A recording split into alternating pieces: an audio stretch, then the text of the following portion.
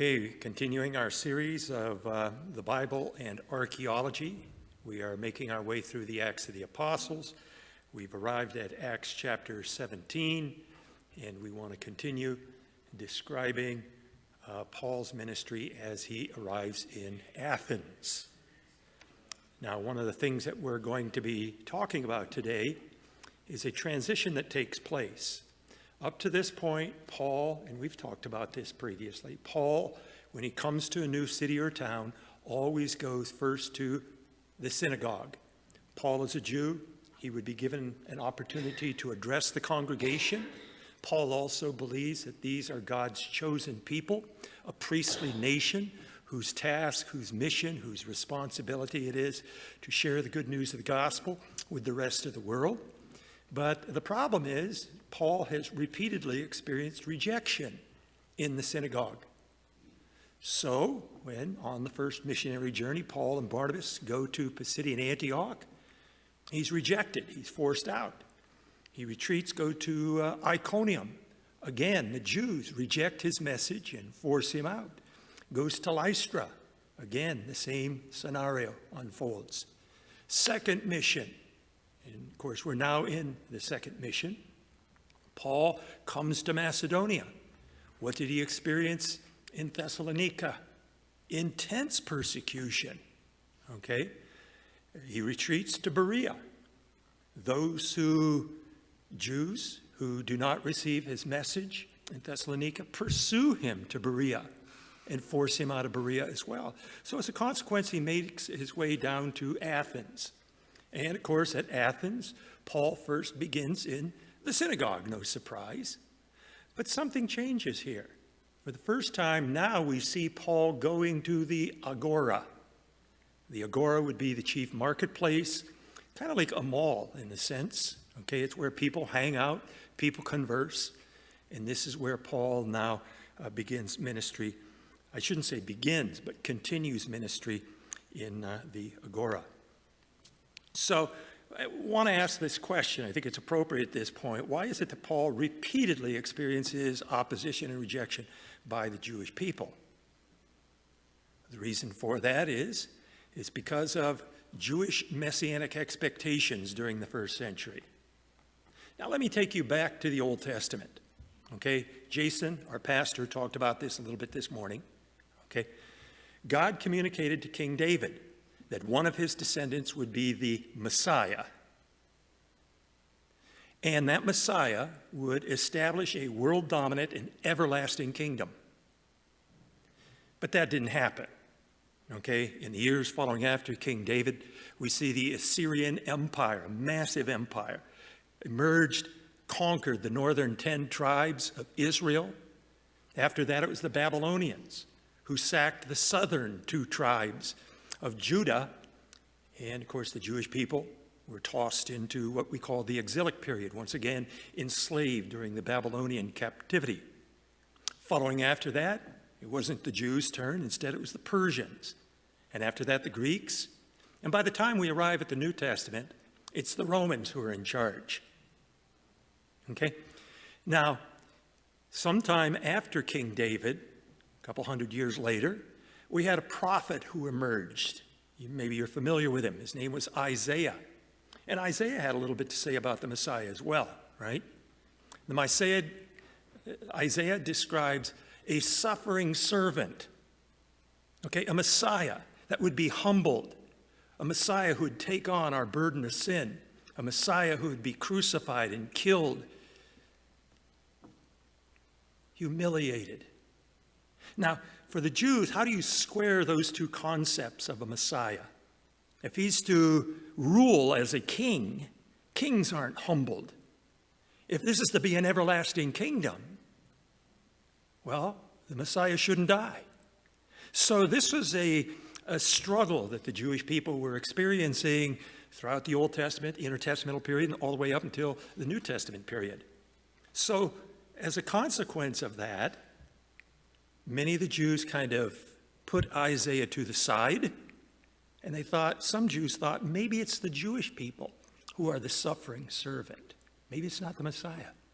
And instead, they had this exalted view of the Messiah. The Messiah would come as a conqueror. He would defeat the Romans. And finally, the kingdom of God will emerge. And this indeed was Jesus' chief message. The kingdom of heaven is at hand. Well, Jesus' disciples, not just the Jews on the street, but even Jesus' disciples, had this same notion. Virtually everybody within Judaism had this notion of what the Messiah would be. So Jesus, just prior to him departing with his disciples to come down to Jerusalem for the triumphal entry of his last days, gathers his disciples together in Philippi, Caesarea.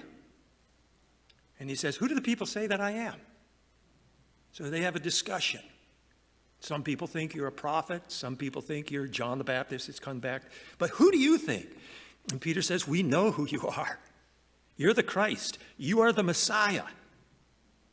So Jesus says, "Okay, you've connected. Now let me tell you what the Messiah will do. The Messiah will go to Jerusalem, be arrested, will be humiliated, and will be killed." Peter immediately objects to that. No, Jesus, no. And this had to be almost a comical moment. Peter trying to teach Jesus theology. And Jesus issues one of his strongest rebukes. "Get behind me, Satan. Your thoughts are the thoughts of men, not God's thoughts." And he's trying to mold, he's trying to shape these disciples into people who understand the mission of the Messiah. See, the Messiah comes back twice, right? He first comes back to redeem his people from the curse of sin. But there will be a second coming where he will fulfill the Davidic promises. Remember what Jesus said, Mark chapter 10, verse 45. "I did not come to be served, but to serve, and to give my life as a ransom for many."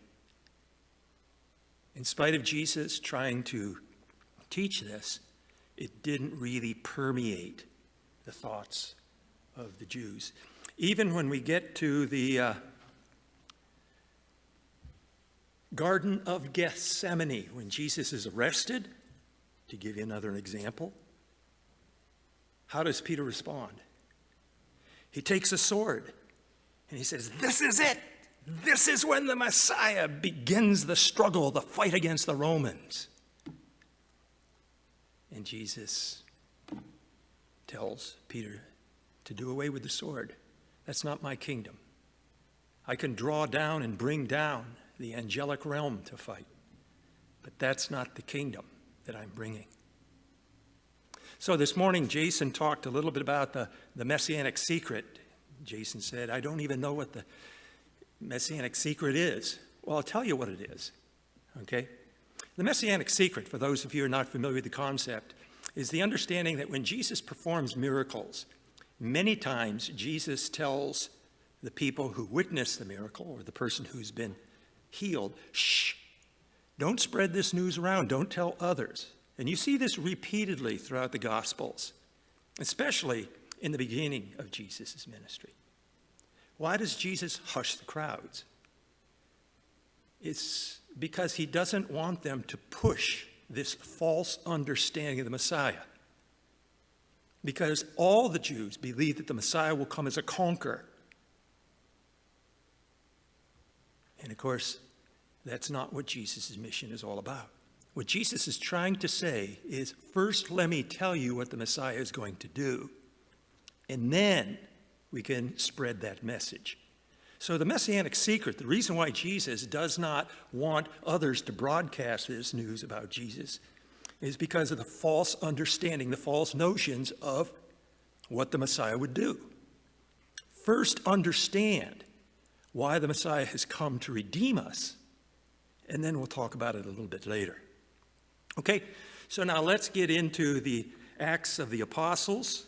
As I just mentioned, Paul was forced out of Macedonia, forced out of Thessalonica, forced out of Berea.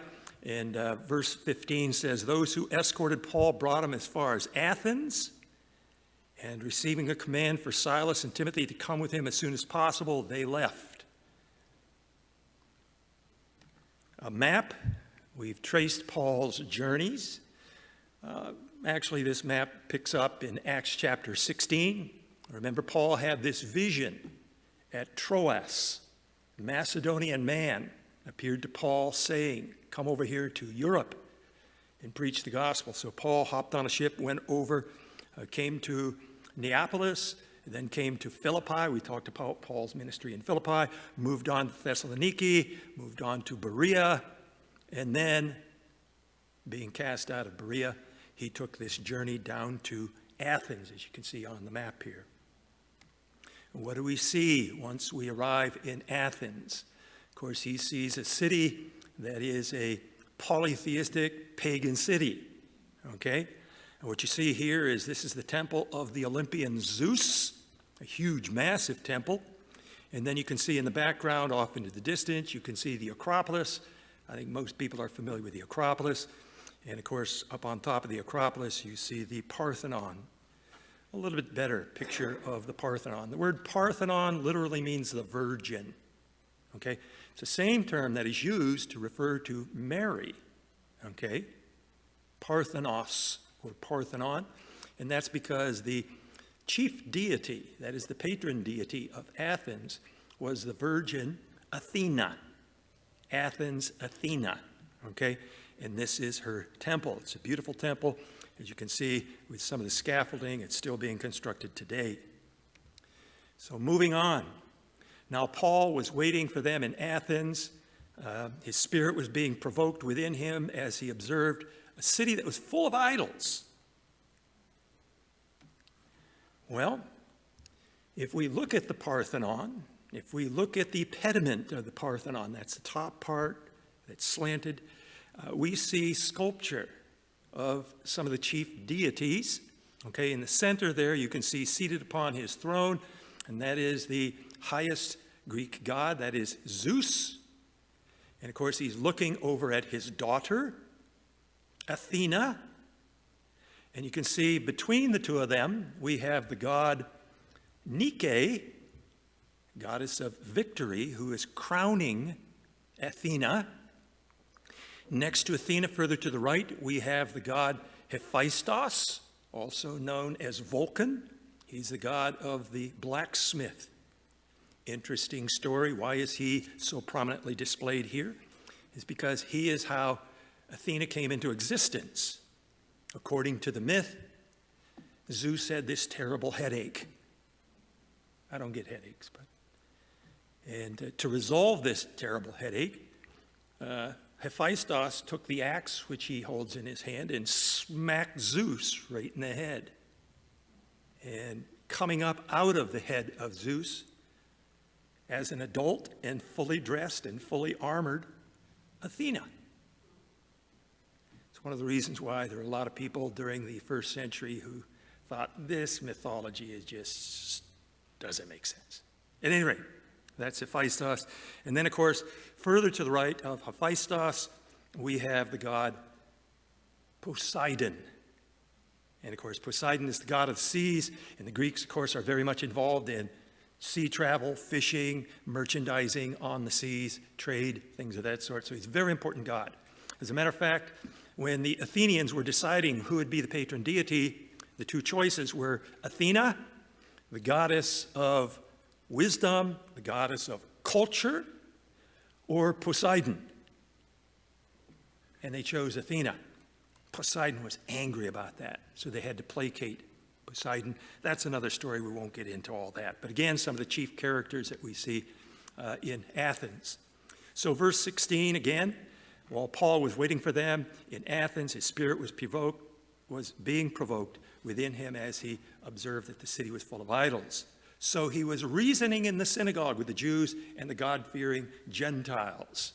Now, that's Paul's repetitious pattern. He always goes to the synagogue first. And this is the last we read about the synagogue or any Jews. So what we can assume from this is he didn't get any progress. He didn't make any progress in the synagogue. So he's reasoning in the synagogue with the Jews and the God-fearing Gentiles. And in the marketplace, The word here for marketplace is the agora, which we've mentioned. Every day with those who happen to be present. This is the first time in the text of the Acts of the Apostles where we read about Paul doing any kind of ministry in the agora. Why is it? Well, we don't know the specific answer to that. Perhaps it's Paul is getting frustrated that he's bashing his head against the wall in the synagogue, but he wants to meet with the people. He wants to converse with them. Now, also bear in mind that Athens had the reputation as being the intellectual capital of the Mediterranean world. These were philosophers. These were sophists. These were people who, well, they thought they had a grip on reality. So here's a picture of the agora as it appears today. The building over, you can see two-storied building, colonnaded over onto the left-hand side. That is the Stoa of Attalus. Okay, very important stoa. It's actually been reconstructed, so that's not original, what you see there. And then, of course, further over onto the right-hand side, off into the distance, once again, you can see the Acropolis and the Parthenon and some other buildings up on top. And then if we were to move this picture further over onto the right-hand side, that's where the Areopagus takes place, or where it's located. This is a shot from the Areopagus. That is an outcropping of rock. I'll show you even a better picture a little bit later.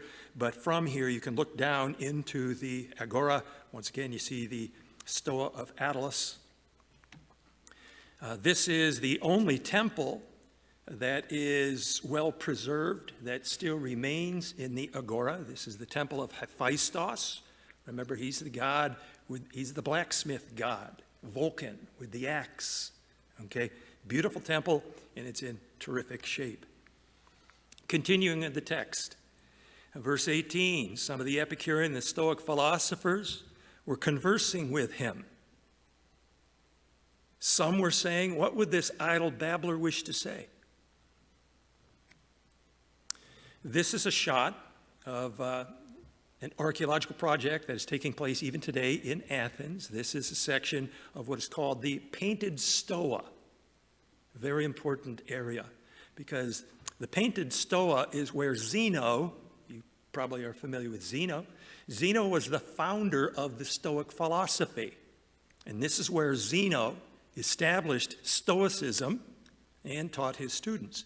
So we can imagine that perhaps Paul was here, okay, as he was conversing and reasoning and arguing with the Epicurean and Stoic philosophers. Another important place in the agora is this place. This is the Stoa of Zeus Eleutherios. Eleutherios means the liberator, Zeus the liberator. Many times slaves were liberated in the presence of deities. This is an important place because this is where Socrates, many of you are familiar with Socrates, right? Socrates, Plato, and Aristotle, some of the three most important and most prominent and well-recognized philosophers in Greek history. This is what that stoa, again, kind of a site plan as to what that stoa looked like. Doesn't look like that much today, but that's what it looked like when they had excavated it. And now artifacts, many artifacts were found in the agora, and they're actually in the museum there at the agora. The agora's got a small museum there. What these are little medicine bottles holding hemlock, okay? Socrates challenged the polytheistic beliefs of the Athenian people. The sophists and the philosophers, okay? During this period of time, the Hellenistic period, what we call the intertestamental period, between the Old Testament and New Testament, okay? Many of these sophists and philosophers were saying, look, the mythology just doesn't make any sense. We don't believe in this stuff, okay? And of course, that's one of the accusations that was levied against Socrates. Corrupting the youth is what it was said. And so they gave him a choice of exile, that is to be ostracized, or suicide. And of course, these little jars, medicine bottles, had hemlock for those who wish to commit suicide. Now we also have ostraca. Okay, you can see several pieces of ostraca. What is ostraca? Ostraca is broken pottery that is inscribed or is written on it. That's called ostraca. And what would often happen is people who are perceived to be a threat to Athenian democracy, who perhaps needed to be removed from society, it would be voted upon by the demos, that is the citizenry, okay? And they would then, if they wish to have this person ostracized or removed from society, they would write this person's name on broken pottery, the ostraca. And of course you can see here Themistocles. These are many pieces that have his name on it. And so they tally up the votes and you're out of here. You're exiled. Move. Get out. Okay? Well, you also had a choice. And the other choice, of course, would be suicide. You may recall a second-generation student of Socrates, Aristotle. He left Athens before he was ostracized, and he made the comment that Athens would not sin twice against philosophy. And of course, what he's referring back to is the choice that Socrates made to commit suicide. This is known as the noble death, okay? To maintain your principles, to hold fast to your beliefs, and rather than to simply leave, instead to commit suicide. And we'll talk about this a little bit later also in our lecture. So once again, some of the Epicurean and Stoic philosophers as well were conversing with him, and some were saying, what would this idle babbler wish to say? Now the expression idle babbler is not a compliment, okay? Lots of times we have this notion that Paul was a great speaker. He wasn't. And we'll talk about this in our next lecture also, because Paul moves on from Athens to Corinth, and this is one of the things that Paul has to deal with in Corinth as well. He's not a great speaker, okay? But the fact that the Spirit of God works through him in spite of the fact that he's not a great speaker is evidence of the fact that he's just not a persuasive salesman, right? It is the truth, and it is the confirmation of God's Spirit. Nonetheless, Paul is accused of being an idle babbler, inarticulate, not a good speaker. Now, bear in mind also that he's running up against the best competition in the Mediterranean world. Part of an education, a Greek and Roman education in the first century, one of the elements was rhetoric. Rhetoric is the art of persuasive speech, to persuade people of things that maybe you don't even believe in, okay? But this was a chief aspect of a Greco-Roman education. And those people who were very good, articulate speakers, very persuasive, they became, in some cases, politicians. Sometimes they became teachers. Sometimes they became philosophers. But they became influential people in Athenian society. And if you were really good, you know, Athens wasn't the only place that had philosophic schools. But if you were really good, you'd migrate, make your way to Athens and set up shop as a philosopher.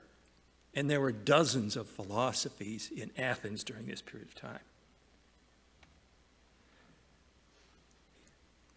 So what would this idle babbler wish to say? Others were saying he seemed to be a proclaimer of strange deities because he was preaching Jesus and the resurrection. What's unusual about that statement?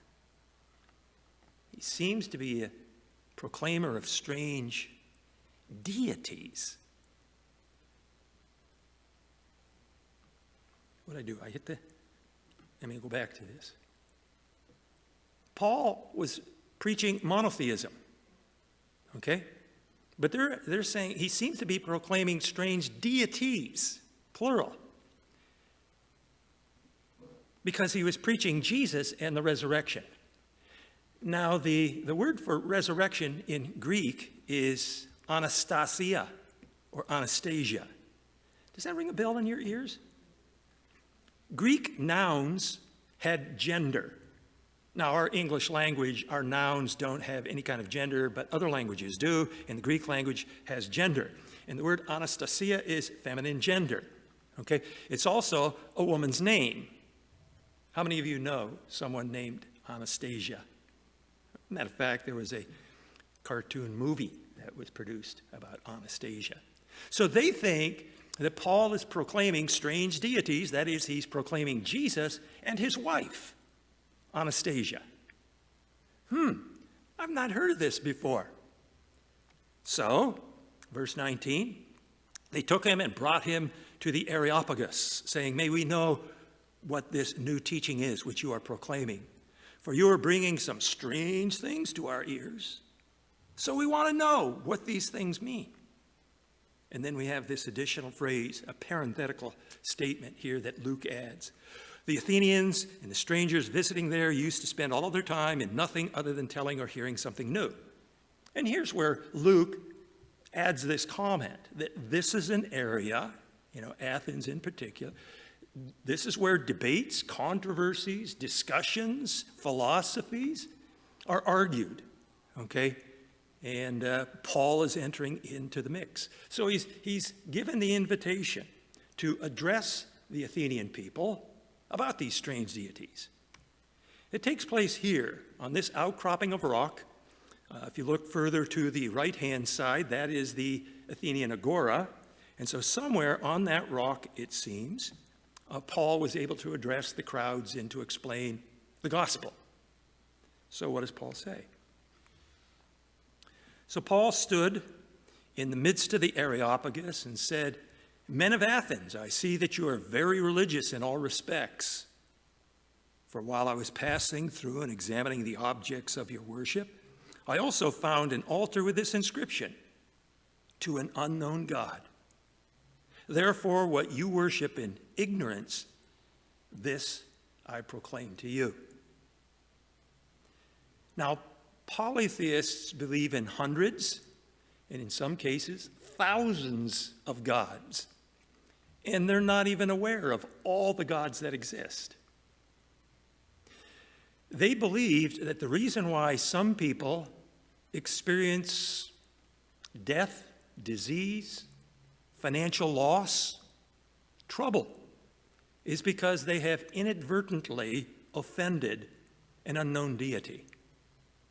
So it was not uncommon for people in Athens and elsewhere in the world to erect an altar to an unknown deity, and you offer sacrifice on these altars to unknown deities to so-called placate the god.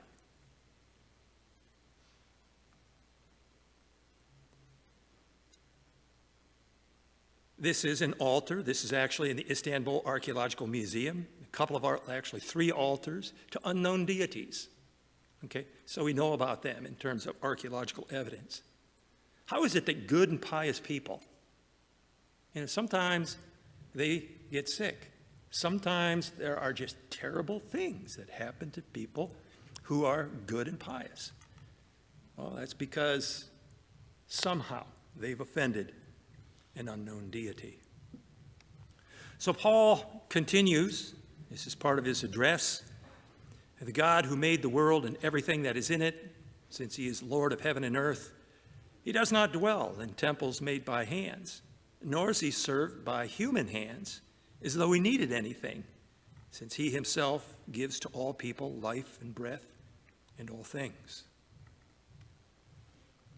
So we have these temples, not only in Athens, but we have these things all over the Mediterranean world. This is a temple that's also on the Athenian Acropolis. It's the temple to Nike Aptera. Nike, of course, as you know, is the winged goddess. We saw a depiction of Nike before. She's got these wings. And, of course, she is the goddess of victory. Nike, that's where we get the sneaker Nike. They think you wear these sneakers, you're supposed to win. Huh? Okay? Well, in Athens, what they did is they clipped her wings. That's why it's called Nike Aptera. Aptera simply means the wingless Nike. Why did they do this? Because they didn't want Nike to fly away to some other city and to give victory to another city. So she's to remain there in Athens. And this temple on the Acropolis is there to honor Nike Aptera. Now, a lot of interesting stuff with regard to the study of ancient pagan temples and the construction and how pagan temples functioned. But the dominant concept in pagan temples is that the god is transcendent. That simply means the god is out there. So the god is on Mount Olympus. Okay, every now and then they may come down to their temple. Okay, but people do not go inside temples. That is the house of God, and you are to stay out of the house of God. The only people who enter into the temple are priests. Okay, priests to clean the temple and to feed the deity, as if the deity actually needs food. But Paul is basically saying the only true God is a God who doesn't need food. Okay? And what Paul also communicates is a God who is immanent. What does that mean? A God who covets a relationship with us. God is certainly transcendent, okay? But another aspect of God, a very important aspect of God, is God's immanence. He is close to us and covets a personal relationship to us or with us. So, if we look at the difference between temples and churches, people are brought into the house of God in the church to commune with God, to fellowship with God, to feel God's love, and to be embraced by God. So that's, again, part of what Paul is trying to teach to the Athenians, not just to the Athenians, but others as well, that God is transcendent, but God is also very personal and very immanent as well. Paul continues. He made from one man every nation of mankind to live on the face of the earth, having determined their appointed times and the boundaries of their habitation, that they would seek God, if perhaps they might feel around for him and find him, though he is not far from each one of us. Why? Because he is immanent. He's not far from us. For in him we live and we move and exist, even as some of your own poets have said, for we are also his descendants. Now that phrase, we are also his descendants, is a quote from a philosopher named Aratus. Aratus originated in Cilicia. Paul came from Cilicia. He came from Soli. Some people, some sources say he spent some time in Tarsus. Soli's only 15 minutes away from Tarsus. A very famous philosopher, okay? He was a didactic poet, okay? And later on in time, he moved to Athens. He moved to Athens about the same time that Zeno established his school of Stoicism in Athens. At that same time, Epicurus. Remember, Paul was in dialogue with the Stoics and the Epicureans. And Aratus, of course, was in Athens at that time. Also bear in mind that there was a very famous philosophic school in Tarsus. In fact, Tarsus was a philosophic center in eastern Anatolia. A lot of people don't know that. So as a consequence, Paul was very conversant with philosophy. As he was growing up, of course, Paul spent his early years there. He had not only a Jewish education, but also a very good Greco-Roman education. This is one of the reasons why God chose Paul to share the gospel with non-Jewish people, because he could interact. He could speak their language, so to speak, religiously. Okay? And so Paul was able to converse with them. Getting back to the text. Therefore, since we are the descendants of God, we not ought to think that the divine nature is like gold or silver or stone, an image formed by human skill and thought. Paul puts down idolatry. Of course, you can go to museums even today. You don't have to go to Athens, but you can see many of the idols, many of the statues of Greek and Roman deities. And this one here is, we don't know for sure who it is. Some people think it might be Zeus. Most people think instead it was probably Poseidon. But the point is, this is bronze, very, very well formed and fashioned bronze of probably Poseidon. But these are not gods. And that's the point that Paul is saying. So, having overlooked the times of ignorance, God is now proclaiming to mankind that all people everywhere are to repent, because he has set a day on which he will judge the world in righteousness through a man whom he has appointed, having furnished proof to all people by raising him from the dead. Now you notice that I've highlighted those last words.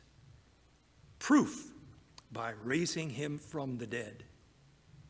It's at this point in Paul's sermon, speech, whatever you want to call it, discussion, that it dawns upon the Athenian people that Paul is not talking about two deities, Jesus and Anastasia. Instead, that word Anastasia actually means to come back from the dead. That is to bring life to our flesh, to our bodies. Again, I have to pause here a little bit and explain what's going on in the minds of the people of Athens. Okay? The three famous philosophers that we talked about previously. Socrates was the main teacher of Plato. Plato is the main teacher of Aristotle. But let's go back to Plato. Plato, of course, claimed that the body was the seat of sin, and the goal of life was to free the soul from the body. The body, also the term flesh, has these negative connotations. The flesh causes us to sin. We covet, we have material desires, we have sexual desires, we have desires of just all kinds of, and that's the seat of sin. According to Plato, and actually during the first century, we're talking about Neoplatonists. Plato's been dead for several centuries, okay? But the Neoplatonists believed that the flesh, that the body was irredeemably sinful and evil. And this, again, returns us to what I'd shared with you a little bit earlier about the noble death. Socrates chose the noble death rather than to succumb to the pressures that were heaped upon him. The noble death is holding up your principles, your beliefs, okay, and detaching oneself from the body. So suicide, you notice those little jars that I showed you a little bit earlier with the hemlock in them, okay? It wasn't just Socrates that chose suicide, but the Neoplatonists were promoting this belief of the noble death. So this whole concept that the body is sinful and irredeemably evil, when Paul makes it clear, okay, that he's talking about one person, Jesus, who has been raised from the dead. When they come to an understanding that Anastasia, okay, is bringing the flesh back to life, that was repulsive to them. Okay, at this point, that Paul is interrupted and dismissed.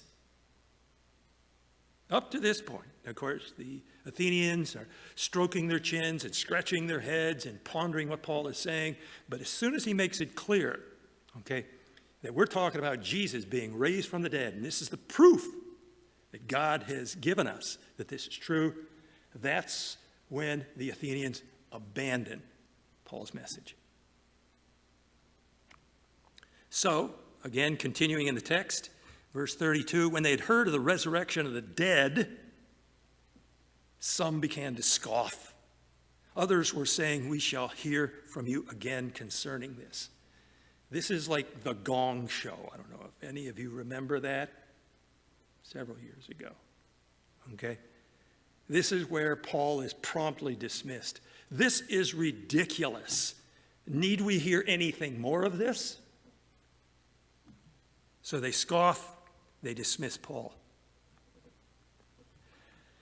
Now, what's interesting about this is up to this point, Paul has repeatedly expressed or experienced rejection from Jews in the synagogues. Now Paul ventures into the agora. Now Paul takes on the intellectuals of the Mediterranean world. And again, they don't receive his message. He's rejected. Paul was not a persuasive speaker. Like I say, we'll talk about this next week also. Okay? And the consequence of this is simply that I didn't realize I pushed this one. So when they had heard the resurrection of the dead, some began to scoff, and others said, "We shall hear again you concerning this." And so Paul went out from them, but some men joined and believed, and among whom were Dionysius the Areopagite, a woman named Damaris, and others with them. So even though Paul was rejected, by most, it wasn't a total loss. The problem is, though, a church was not established in Athens. Paul never wrote a letter back to the Athenians. There's no known church for the remainder of the first century. So the question is, in a sense, education is good, right? But sometimes our beliefs become so deeply entrenched, and they become deeply entrenched in part because of culture. Paul didn't experience this when he was in Galatia, when he was in Phrygia, even when he was in Macedonia, he didn't experience this. But since he came to the intellectual capital of the Mediterranean world, rejected from the synagogue, he thought he'd try his hand in the agora. And these people have been swimming in Neoplatonism for hundreds of years. As a consequence, these smarty pants reject the gospel.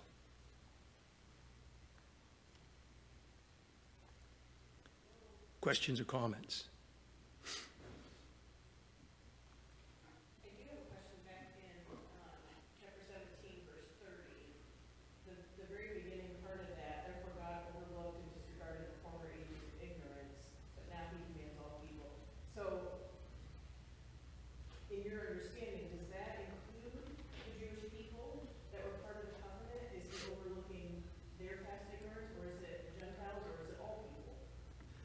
I think what Paul is talking about is that, to give you an example, I mean, it's also true for the Gentiles, but for the Jewish people knew nothing about Jesus, didn't know anything about his resurrection, anything of that sort.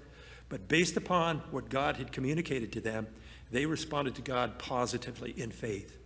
And so Moses would be saved, Abraham would be saved, David would be saved, many of the patriarchs of the Old Testament would be saved in spite of the fact that they didn't know anything about Jesus. So overlooking the times of ignorance, how did they respond to God? And I think what Paul is basically saying to the Athenians as well is, I realize that you come from a different culture. I realize that you have been taught ever since you were toddlers about the polytheistic gods. Some of you have been immersed in philosophies, have been convinced with philosophies, but, regardless of what you previously believed, those times of ignorance are forgiven. We're turning a new page, and you have a new opportunity to embrace what God is now revealing through the person of Jesus Christ, through the proof of his resurrection. I mean, nobody's resurrected. I mean, this is proof. That's the word that Paul uses as he's addressing the Athenians. Hi, Paul. What do we know about the Jewish population of Athens? Very little. The synagogue has never been discovered there. There's just not much evidence. But the text, okay, as we just read, there was a synagogue in Athens. And not surprisingly, Athens was a sizable city. Actually, Athens was smaller than Corinth. During the first century, Corinth began to grow and actually became the capital of Achaia, or Greece, during that period of time. And so Athens was receding. Corinth was actually growing during that period of time. We know that there were Jews in Corinth, but there's not any archaeological evidence to support Jews in Athens as far as what has been discovered up to this point. That impressive building with lots of pillars and stuff at the top, is that put together or has it remained standing all these centuries? You're talking about the Temple of Hephaestus? It was early in the presentation. This one? Oh. Okay. That's not a pillar. There it is. Yeah, they had, of course, they had to put it together, but most of the pieces were there. What archaeologists will do is they will also hire craftsmen who will manufacture pieces that have been destroyed and can't be put together. So there are some of those pieces as well.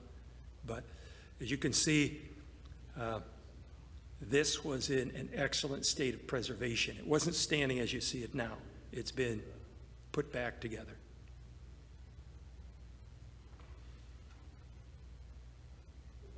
Would that have had like wood timber roofs, or, because usually we see them kind of open air above?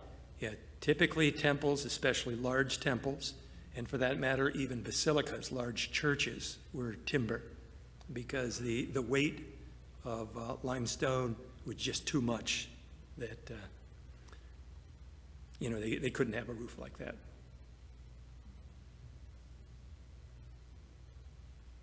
Well, thank you. And like I say, next week we'll get together, we'll talk about Paul's ministry in Corinth. The church was not established in Athens. Paul then moves on to Corinth, and we'll discover what happens next week. Thanks for coming.